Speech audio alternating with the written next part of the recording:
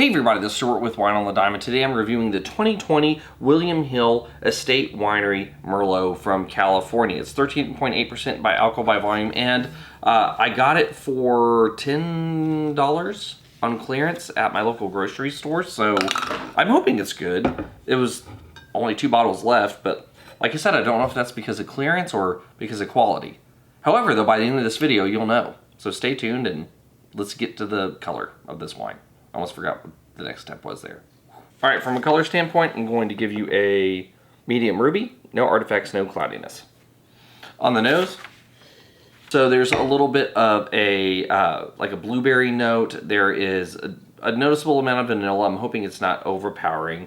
There's a little bit of a butter, but it's more of like a sweet cream butter, not like browned or anything like that. There's plum, there's blackberry, there's a slight touch of black cherry. There's also this like overripe strawberry that's popping out here. But yeah, it was just a lot of kind of berry notes and fruits, but a little bit of vanilla. Well, not a little bit on the nose. It smells like there's a decent amount of vanilla, but we'll see how that translates to the palate. Cheers. All right, so I'm gonna give this a medium plus body. The tannins are medium.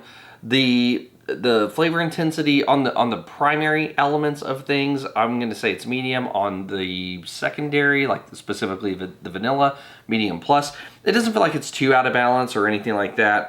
The thing I'm actually a little bit disappointed with is I wish it had more acid. I think a little bit more acid would carry that primary fruit element a little bit more. Yeah, it tastes like a medium acid wine with medium alcohol. The finish is medium minus to medium, depending on how much you really dig that vanilla note. But like I said, it's not overpowering, so I'll kind of lean towards medium on this one.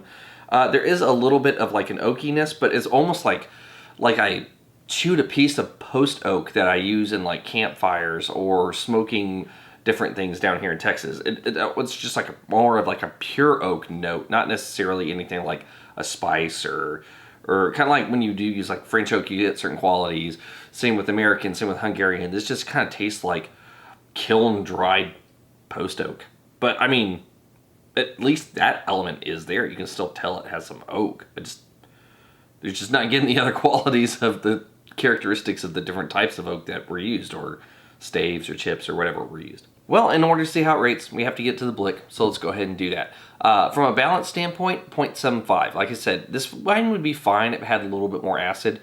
Actually, you know what? I'm going to drop it down to 0.5 because now I'm thinking about it. I also want a little bit more body, because if I'm going to give it more acid, it needs more body. Otherwise, it's going to be a little bit watery in the palate and underpowered. So, yeah, it just needs a little bit more body, a little bit more acid. It will be fine, but for where it's at, half a point.